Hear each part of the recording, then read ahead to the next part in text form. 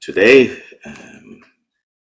it's starting statement 11 in this Gongchik. These are the last 5 statements for this chapter. So statement 11 says, a Buddha emanation without a cause is impossible. It is its own continuum. So a Buddha emanation without a cause is impossible. It is its own continuum. So here, particularly this expression own continuum, in other contexts, in other Buddhist contexts, in other actually more well-known contexts, so Tibetan is Rangyupa. Rang is own, like your own, their own, her own, own. You, continuum, like we say, mental continuum, the continuity of consciousness associated with individuals. So you have a mental continuum, I have a mental continuum, or maybe more exact, we should say, you are one mental continuum, I am one mental continuum. So this mental continuum, so continuum. So here, own continuum, in other contexts, has the connotation of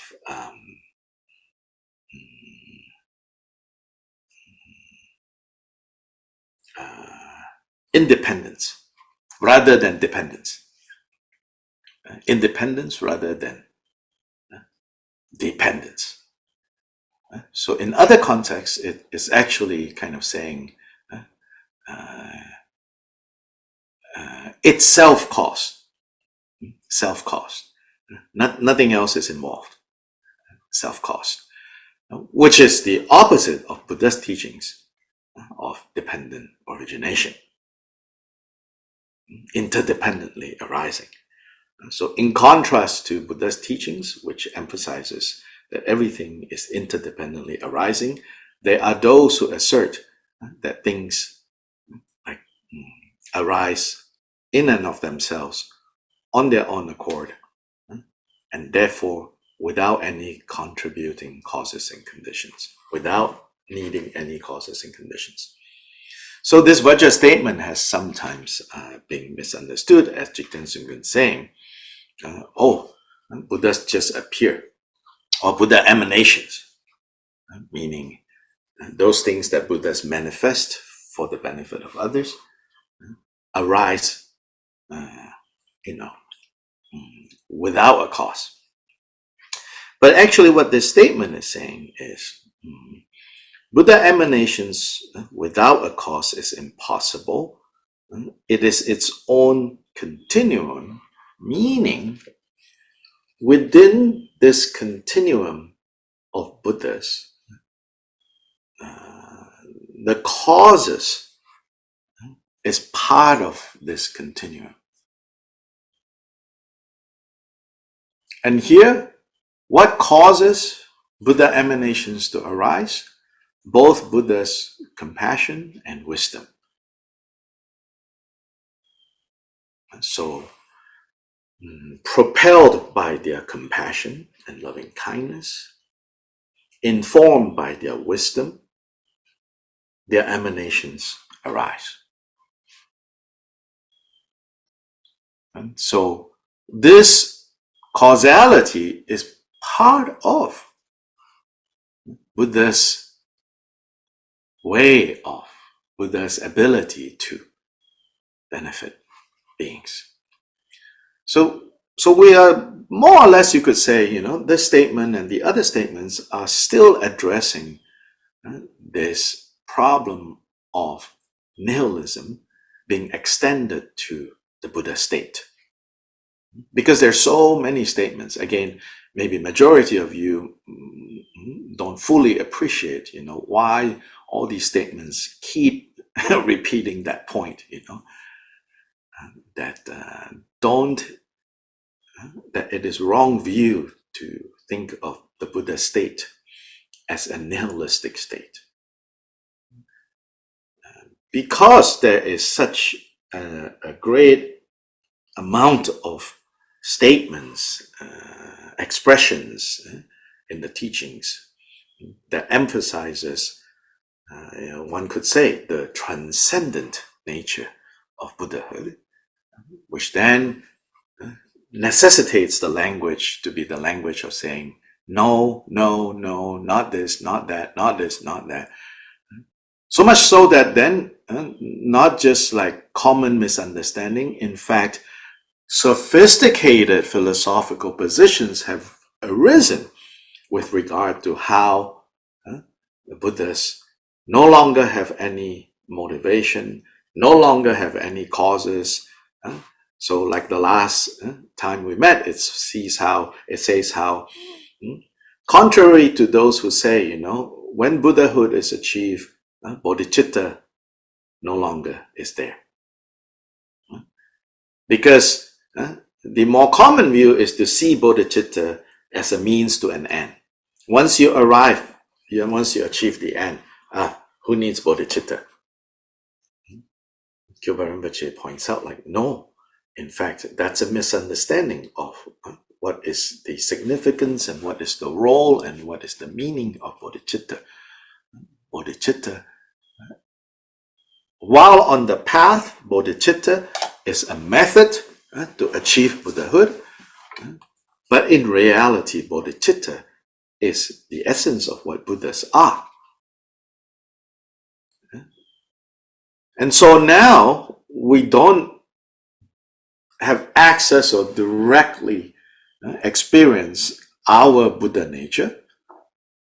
So we have to, quote unquote, fake our Buddha nature by initially forcing ourselves to be altruistic, forcing ourselves to not be so egotistical, forcing ourselves, to not place ourselves above and beyond others, forcing ourselves, not to just think of me. So all at the beginning now, especially, all these things seems very forced. You have to put great effort into developing mindfulness. You have to place great effort into developing loving kindness. You have to place great effort in developing compassion. You have to place great effort in not getting carried away by the three poisons. You get to place great effort not to be affected by the 8 worldly concerns.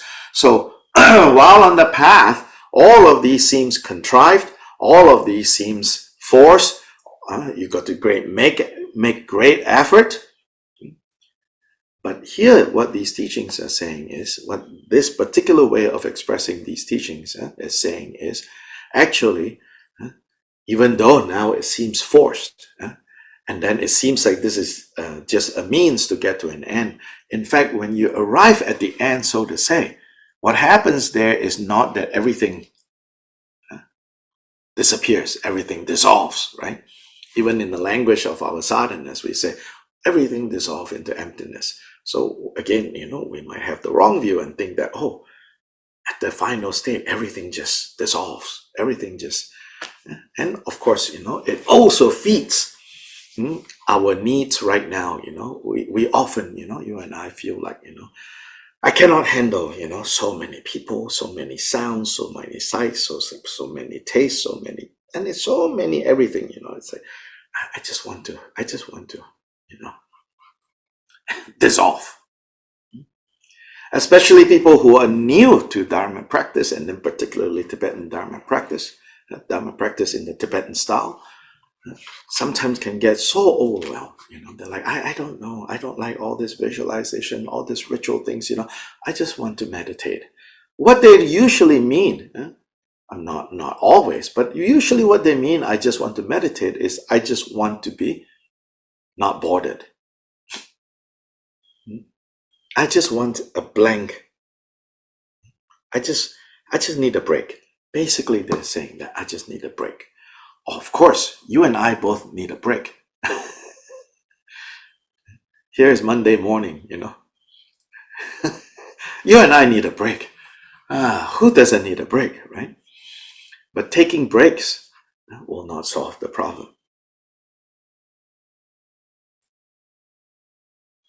So we have, we have this kind of nihilistic tendency hiding behind.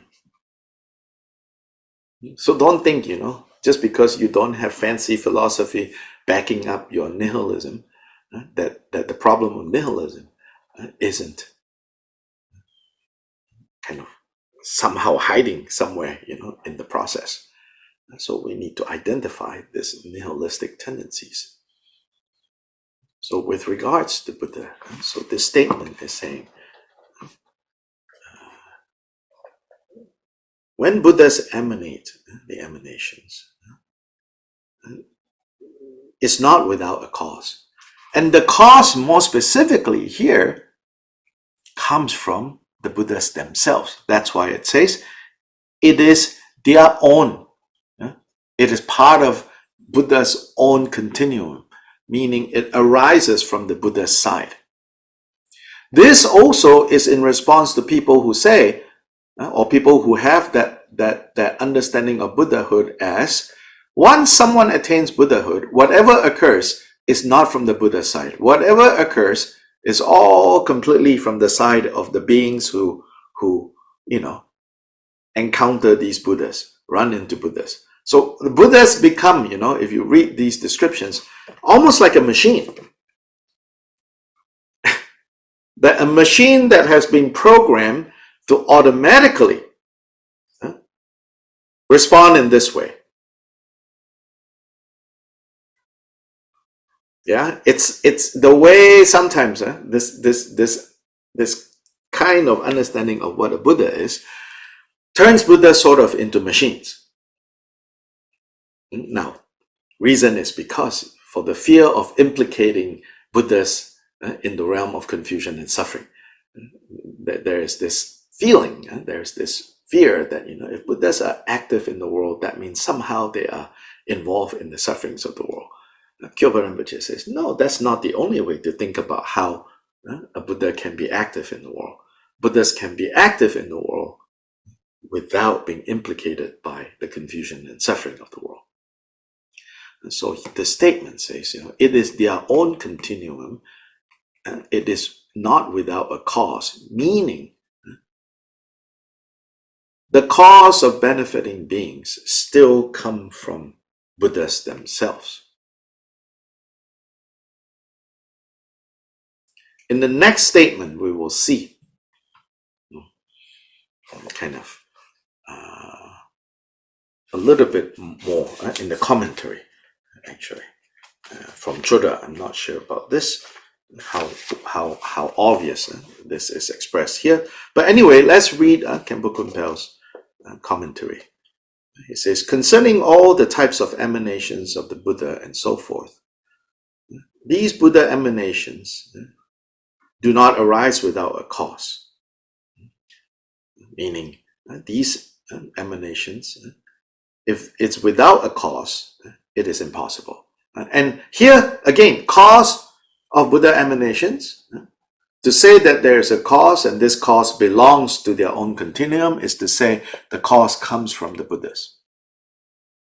Yeah. This term is used here for something that occurs due to causes and condition. This term as in own continuum. And it should not be understood otherwise. So Khenpo Kunpal makes this point. So in the footnote it says, the term that is here translated as its own continuum, Rangyupa, is the same Tibetan term that in Vajra statement 118 is translated as dogmatist. Khenpo Kunpal is here pointing out that this term should not be understood in the same way in these other contexts. Moreover, both of these usages of the term are specific to Jigten Sumgön's teachings. In Sanskrit, the term is swatantrika, and so the most common usage of this term in Buddhist philosophy is the name that designates this particular philosophical position. But here, Kyopa Jigten Sumgön is using this term to mean that when Buddhas emanate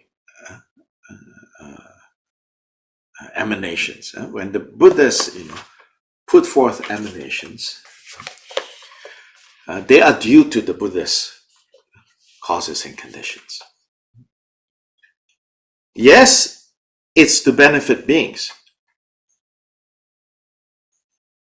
but the causes and conditions, and especially those causes, belong to the Buddhas.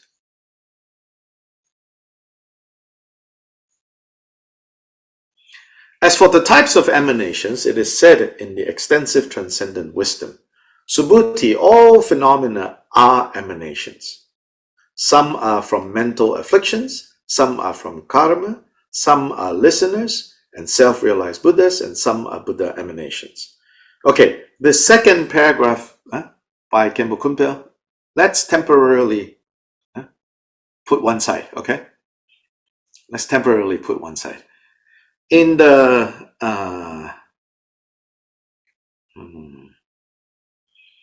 longer commentary by Chodra, for example, and in the earlier commentaries, they first go into explaining that as for Buddha emanations, there are, you could say, first, two general types. Two general types.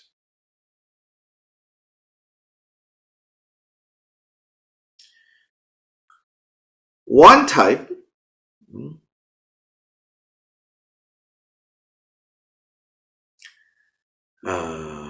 the type that arise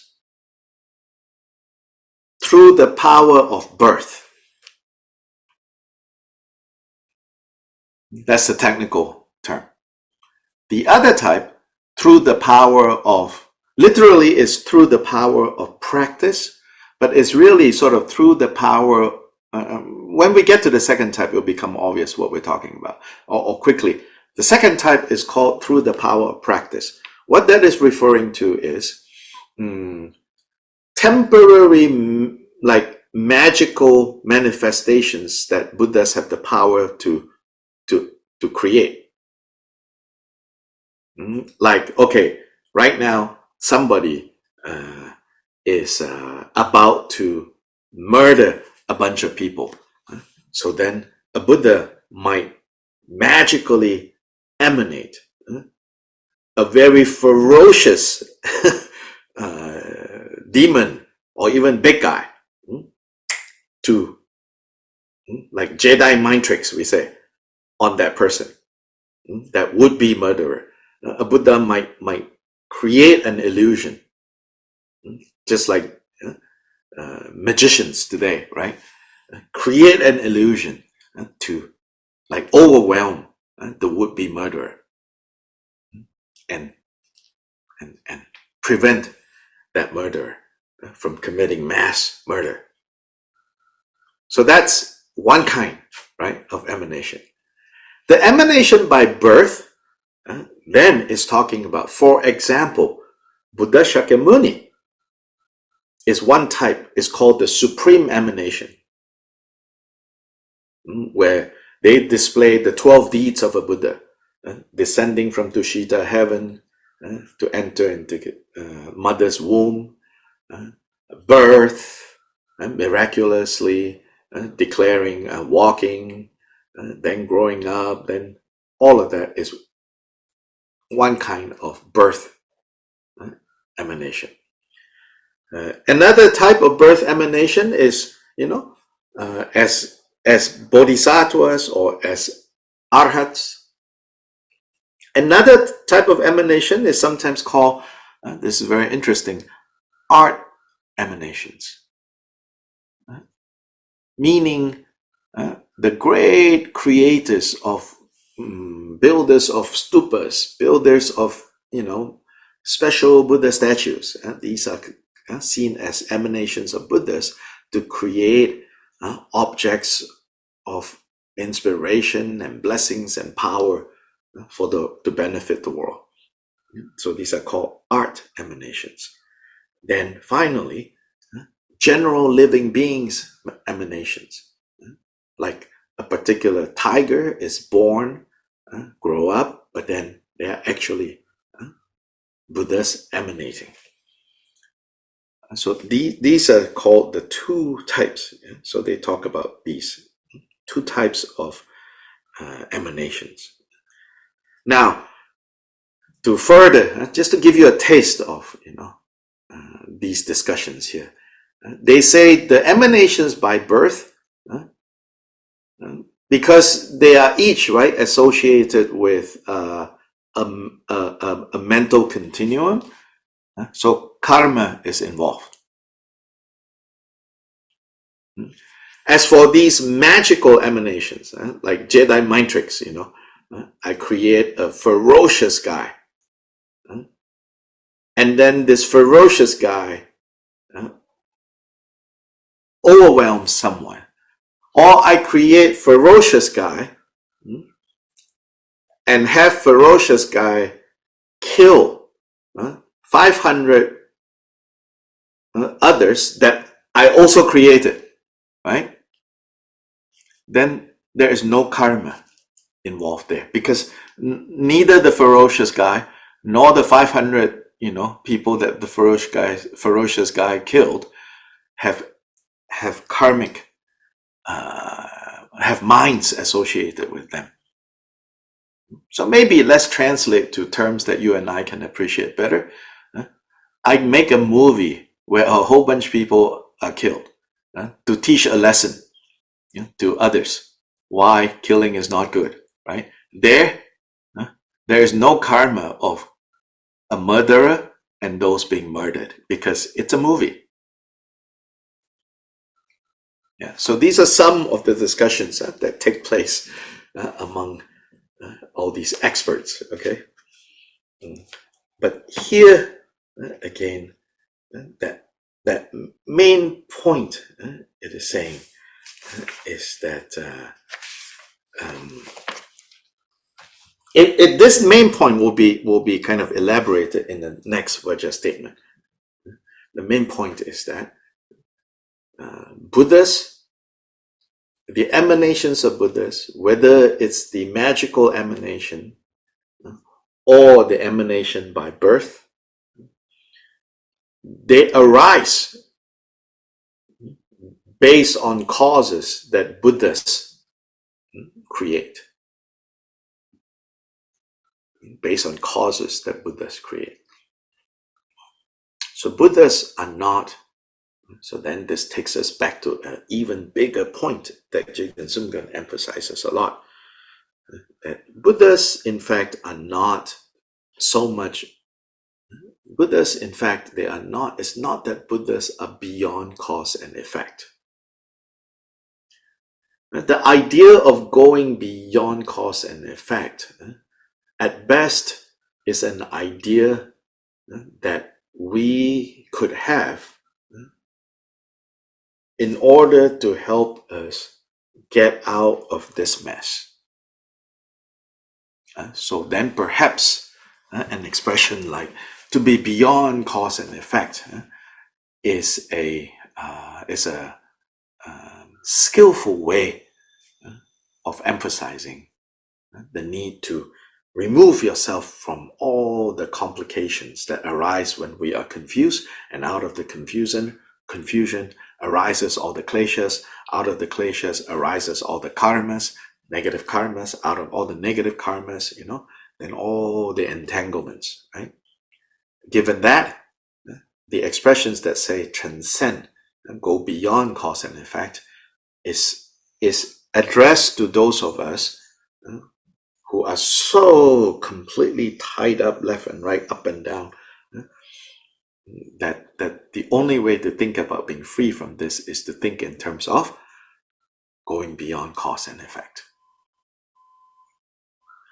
But in reality, it's not so much going beyond cause and effect as it is Buddhas are those where, having understood perfectly what causes produce what results, and understanding that means purifying any and all causes of creating wrong causes, creating causes of suffering. That has been completely removed from those whom we call Buddhas. So now, it's not that they are beyond cause and effect, it's that they are abiding perfectly within the causes and effects of suffering. They have abandoned all of that. Happiness, they are continuously acting in that way. So admittedly, this is a little different. I think others will when they hear this, other Buddhists, maybe a little uncomfortable. Like, oh, really? No, Buddhists are beyond cause and effect.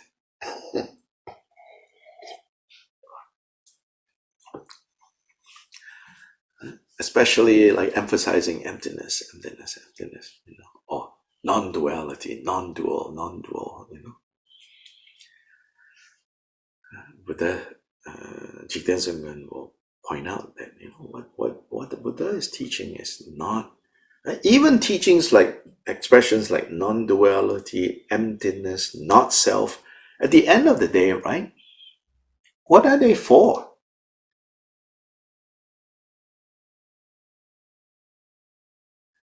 Buddha taught emptiness, non-duality, not self, for the purpose of what? Helping us dispel suffering. Not the other way around, Meaning, the Buddha didn't teach us you should dispel suffering so that you achieve not self, so that you realize emptiness, so that you achieve non-duality. Do you see the difference? The Buddha did not teach teachings such as not self, non-duality, emptiness. Or rather, the Buddha taught teachings such as not self, impermanence, non-duality, emptiness, so that when we practice these teachings, we can do what? We can dispel suffering. We can achieve happiness. Right? Buddha did not teach dispelling suffering, achieving happiness in order for us to realize emptiness and not self and impermanence. See the difference?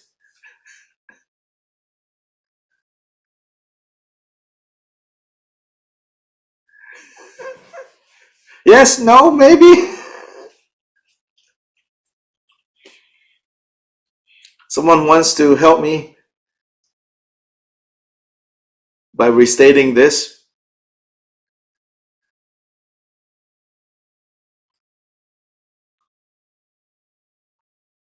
I don't have power to manifest someone else,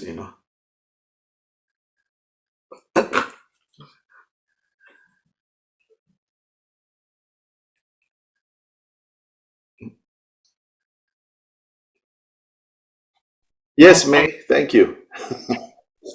I think to me, it reminds me of the vows and aspirations of Buddhas, and maybe would that be one of the causes for Buddhas to manifest, to emanate? Yes. Oh, definitely. Yes, of course.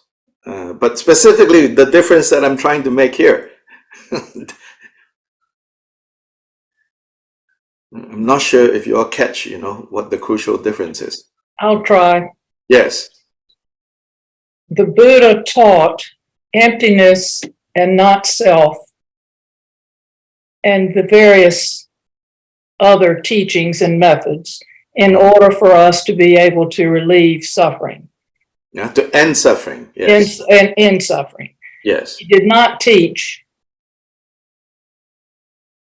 end suffering, help others in order to realize emptiness and non-self.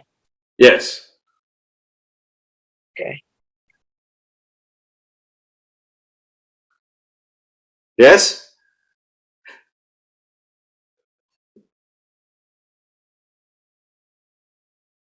So the heart of the matter is ending suffering, achieving happiness. And with regards to ending suffering and achieving happiness, that's all about cause and effect.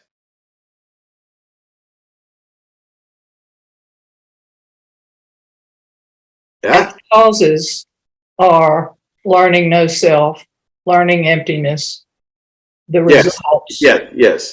Yes, those are part of those causes. And so it's about cause and effect. So then to say, oh, once you achieve Buddha, you're beyond cause and effect, is only a skillful way in addressing those who cannot, like so entangled, right? So entangled that even when you think I'm trying to do something good, I get entangled again, right? So with regards to that, then there are expressions like, beyond cause and effect. Yes. But if you really, think about it, it's like, it's not really about going beyond cause and effect. Yeah?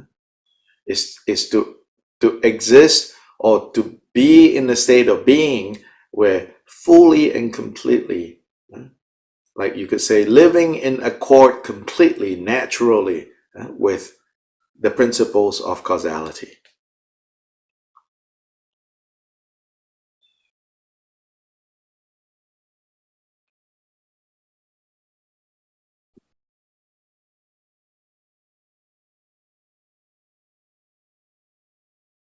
Yes. Would you say that on this side where we are, our efforts to see emptiness and to live according to cause and effect is really, this sounds a bit extreme, a means to an end, when we are actually practicing It's not a means to an end. So sort of like bodhicitta, that we don't really have the ability to fully understand or practice these concepts, and they are only fully realized when we are Buddhas. Well, yes, of course, but they are not means to an end.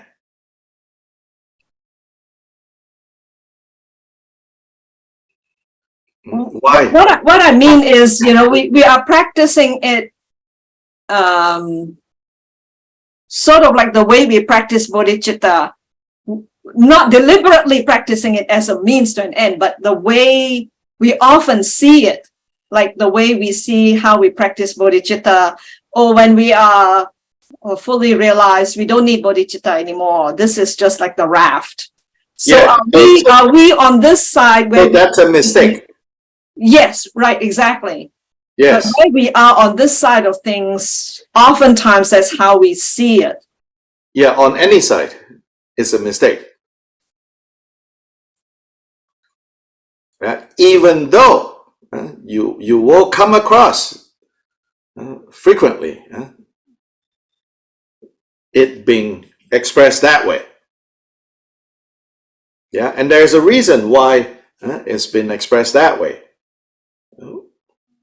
which is one reason is to for those who then fixate on, I got to be good, I got to be good, I got to be good.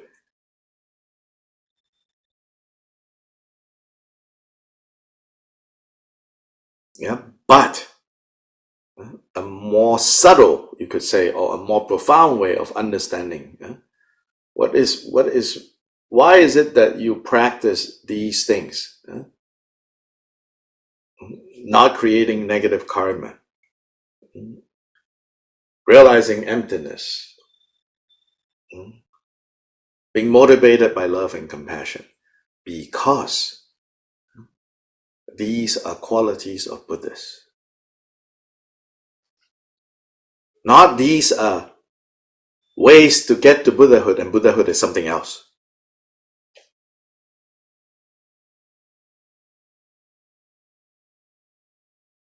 Yeah?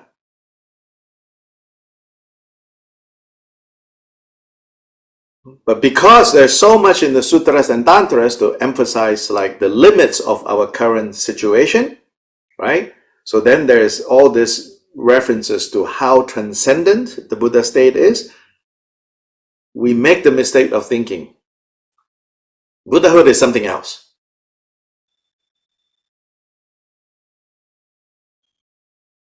And all the practices we do now is just a way to get there. Once we get there, we'll find something else, and ooh.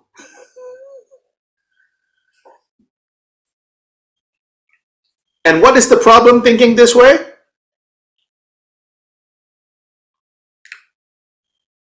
We won't take what we're cultivating here seriously.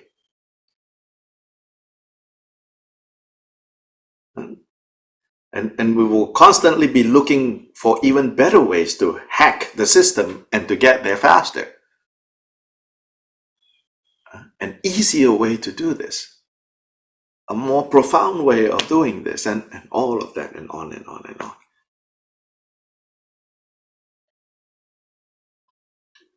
So you have people saying like, before you're enlightened, you got to be very careful what you do, don't do.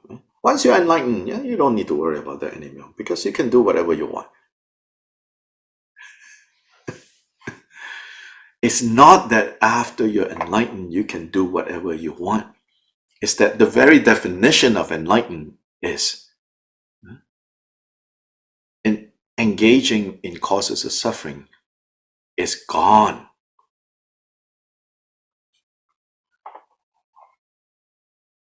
Yeah, any desire, any possibility of engaging in causes of suffering is gone.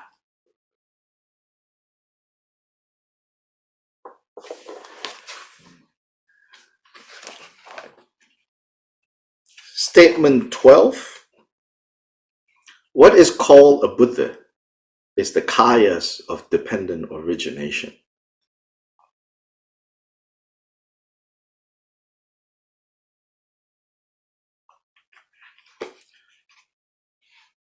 Concerning what is called a Buddha, by practicing the cause, which is the path of the two accumulations united, one abandons the two obscurations from the root and perfects the two benefits, which is the two kayas united. So all these two, Khenpo Kunpal very succinctly links them all together, shows us how they're related. So what is called a Buddha? Well, practicing the cause. What are the cause of Buddha? The two accumulations, hand in hand, not divided, which is the accumulation of merit and the accumulation of wisdom. In using those two, you abandon the two obscurations from the root.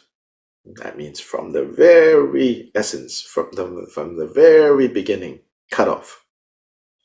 And the two obscurations are the obscurations that Due to one obscuration, we are stuck circling in samsara. Due to the other obscuration, we are not able to help others. Then these two obscurations, to expand there a little bit more, also relates to stuck in samsara. Another way to put that is why we get stuck circling in samsara, because we have mistaken notions of self with regards to person. Not able to help others is because we have mistaken notions of self with regards to phenomena. So we don't understand situations. We don't understand what is going on. We don't understand what is unfolding. And so even when we try to help, we just mess up even further.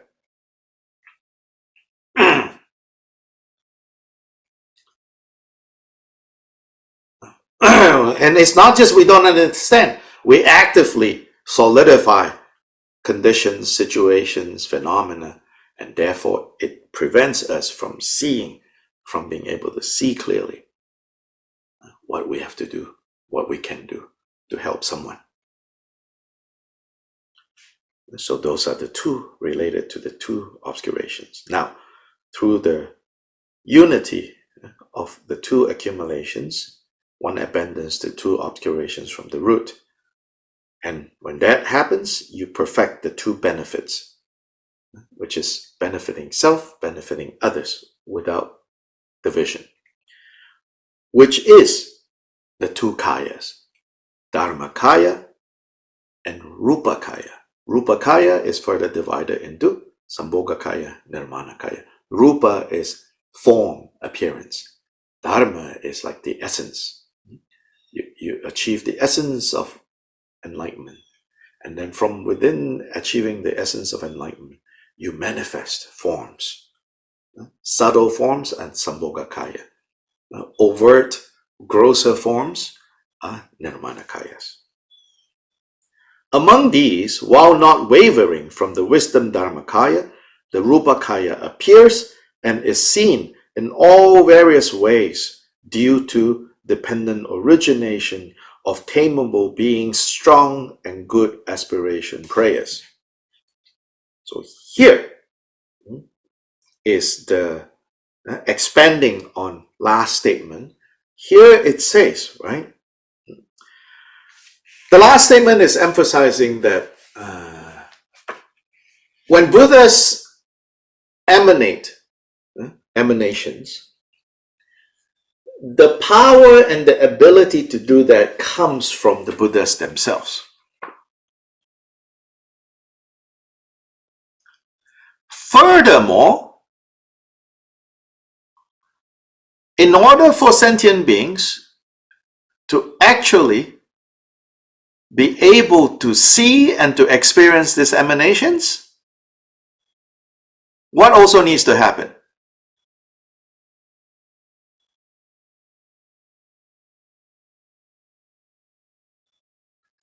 What also needs to happen? Hint, here it's called dependent origination. Dependent arising. You have to have accumulated the merit or the causes. Who you? To be able to see. Who you?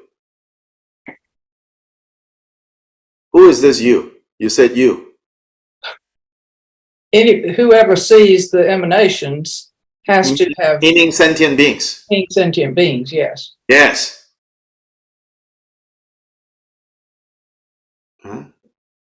So sentient beings also.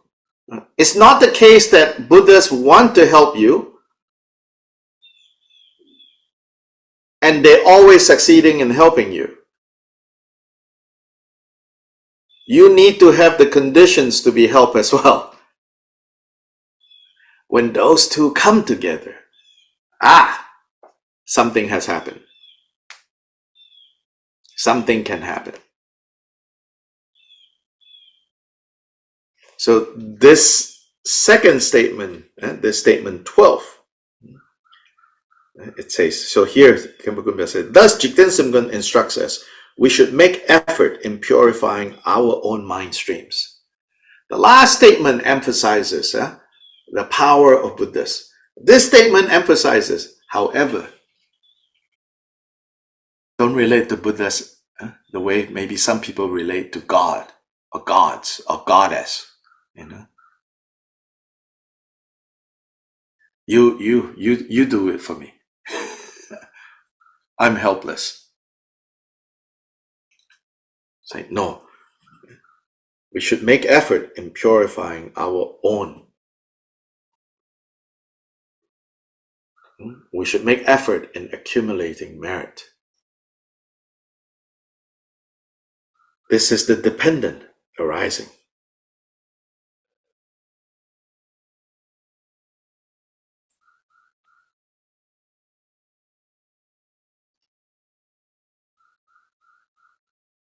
If you want to look at it through the lens of the two extremes, nihilism and eternalism, the last statement addresses the problem of nihilism. Those who think that the Buddha state is just nothing beyond. If anything happens, it's purely because of sentient beings. This statement addresses the problem of eternalism or essentialism. I think it's actually better translation in some context. That there's something essential, essence, unchanging. So Buddhas, no matter us, how we are, Buddhas can just do what they want and pull us out. The statement 12 is saying, no, it's a partnership. Maybe we can say that. It's a partnership. Buddha emanations appear because of the power of Buddhas. For us to be able to then benefit from those emanations, we need to put in effort too.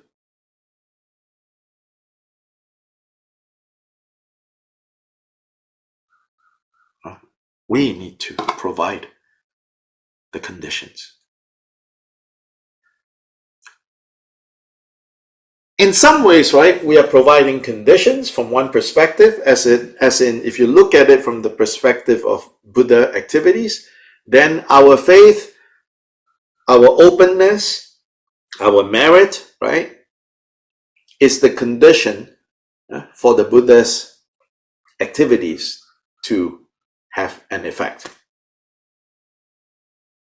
If you look at it from the side of Buddha activities.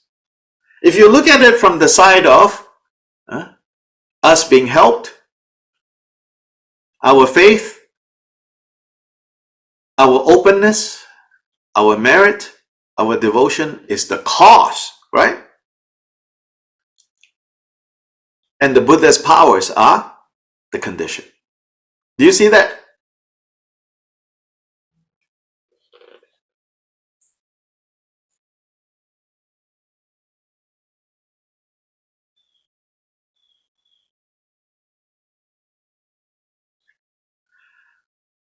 It's the same, you can say it's the same thing that is happening, but depending on which direction you are looking at it. If you're looking at it on, the effect of Buddha's enlightened powers and how that might affect us, then the Buddha's power is the cause, our faith, devotion, merit is the condition. If you look at it from the perspective of those of us who are, needing help, needing a boost, right? The cause is our own merit, our own faith and devotion, and the condition are the compassion of the Buddhas.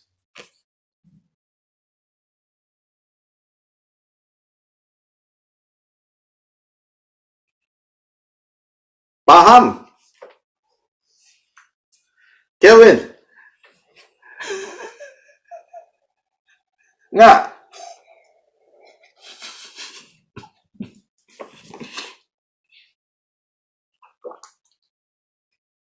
Yes, Judy.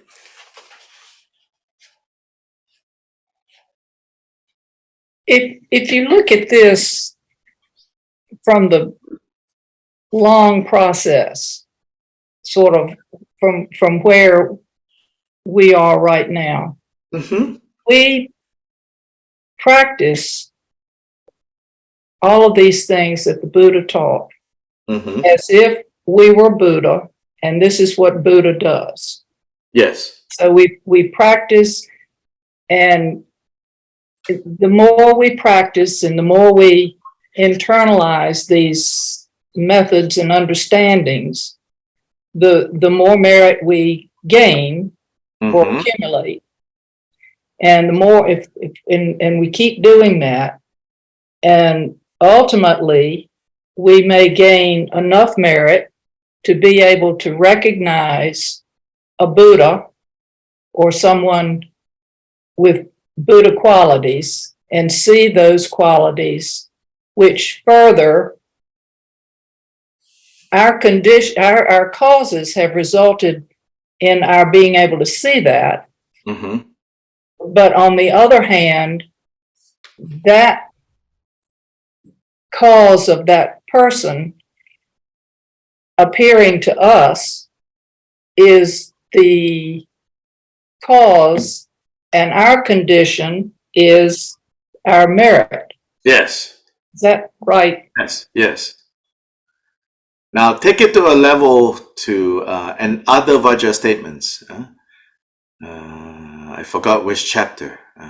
There is a Vajra statement that says, teachers without the necessary qualities cannot cause the students to develop those qualities. If a teacher doesn't have the quality of patience, not possible for this teacher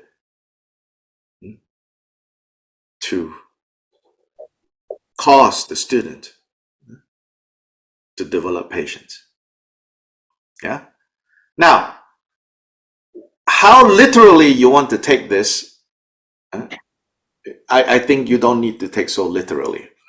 You and I can think of situations where, a child growing up in a family, parents are completely insane and chaotic, right? And the child somehow, survives all of that, right?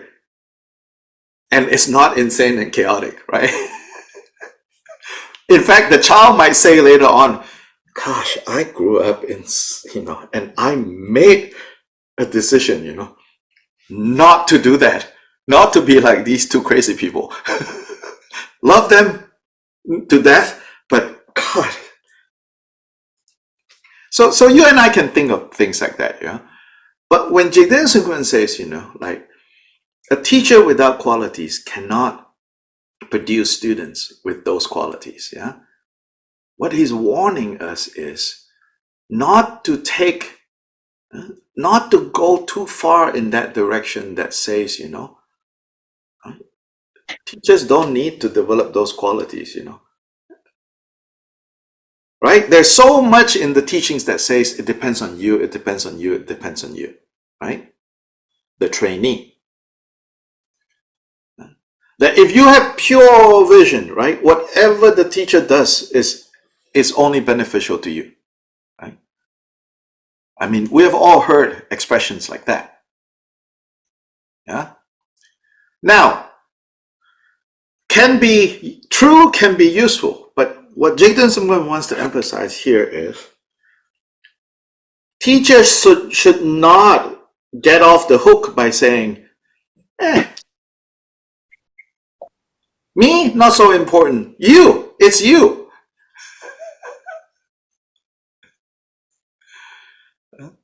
So even the example, so using an example of like, if you want to create like a statue, you need a mold that has the carvings of Shakyamuni. Then you put the clay in, you can get a Shakyamuni statue. Yeah. You cannot have a mold, right? of like Donald Duck and put the clay in there, hoping to get a Shakyamuni image out of that.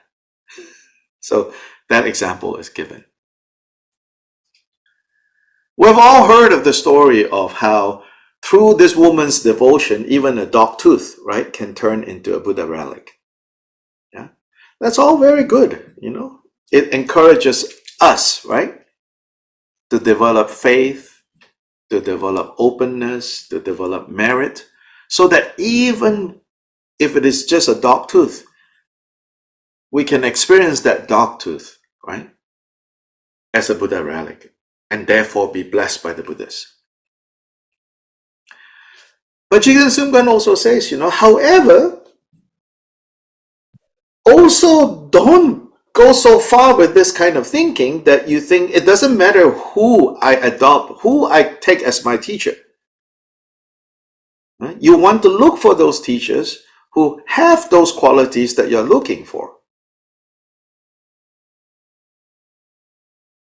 And only they can help.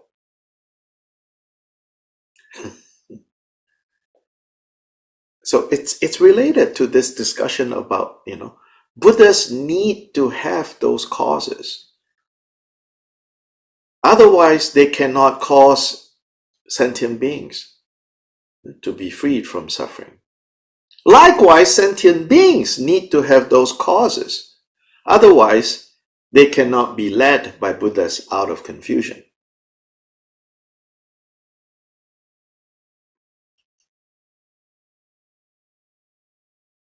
For Buddhas to fulfill their work of benefiting others, they need the cause of having fully perfected wisdom and compassion. But they need the condition of sentient beings with merit and faith. For sentient beings to be led out of confusion by Buddhas, they need the cause of merit and wisdom that they create themselves in order to be led out of samsara by the guidance of Buddhas.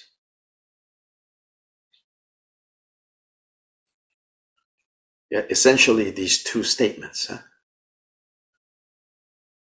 even with a lot of technical terms, they're talking about this. Then the broader topic is dependent, interdependence. Yes, May. Dr. Lai, I'm reminded of an analogy you made years ago that I think is related here. You were saying that Buddhas are constantly blessing us, but our capacity to receive those blessings is limited. It's like radio waves are all around us, but unless we are radio receivers, we cannot get them. Yeah, you can hear them. Yeah, so you cannot hear them. So our job, what we have to do is to practice and do the things on our end that increase our capacity to make ourselves more like radios to receive these blessings. Well, in this case, maybe emanations, to see emanations of Buddhas. Yes. So I was reminded of that, but it apparently the message today is it also works the other way, that we could be the causes or the conditions, and the Buddhas are working in partnership with us. Mm-hmm. Yes. I just thought I'd share that because I've always remember that, but it hasn't been quite as clear as the teachings today. Mm-hmm. So it's very helpful today to hear the insight, the more detailed version of that. Right. Yeah. So the Buddhas, not without causes, you know. Not just to get to Buddhahood is without cause. You know, that I think we all agree. The causes are necessary to get to Buddhahood. But when arrive at the state of Buddhahood, causes don't disappear. Those causes remain. So then this is related to earlier statements about how, right? Even bodhicitta, you know, although bodhicitta is the resolve to become Buddha, the resolve to not just the resolve to become Buddha, but the resolve to become Buddha so that you can benefit beings. That cause continues to exist in Buddhas.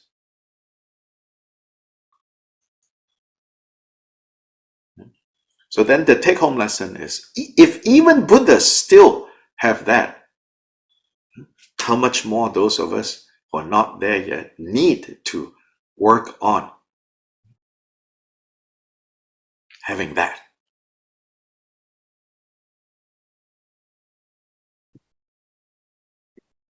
So we say, fake it until you make it. Not fake it until you become something else.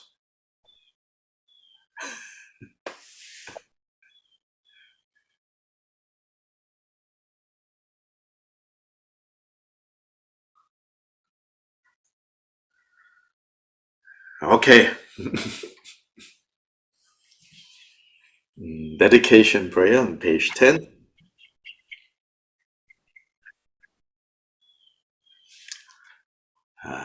Remember that we have changed, corrected the translation on page 13. It should say on page 13, may I, instead of what we have now, which is, may I come under the care of virtuous spiritual friends, and having become as limitless as space, it should really say, may I become a virtuous spiritual friend with good qualities, limitless as space. On page 13, may I become a virtuous spiritual friend with good qualities, limitless as space.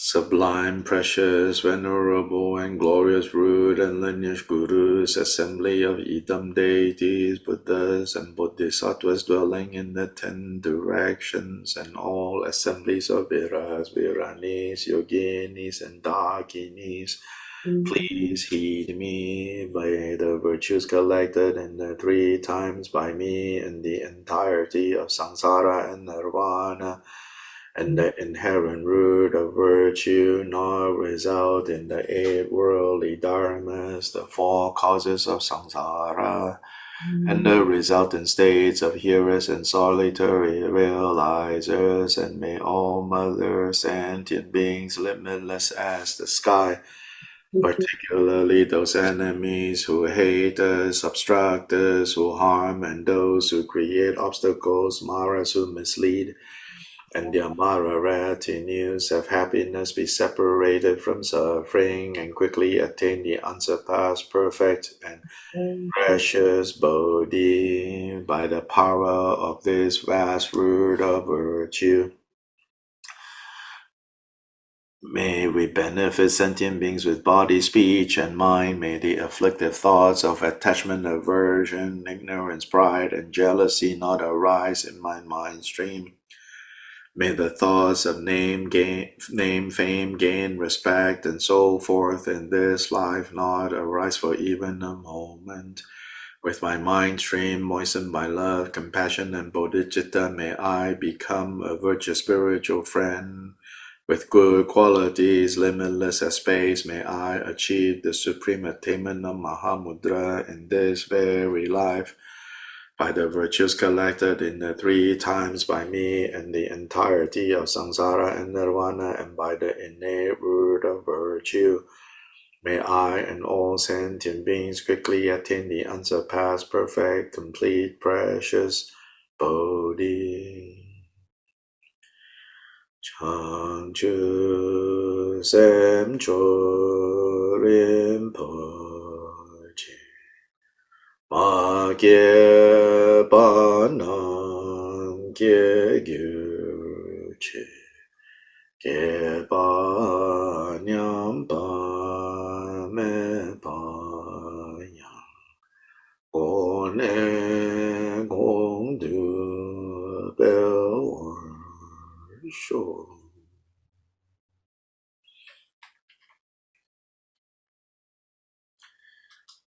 See everyone tomorrow. Ta-ta.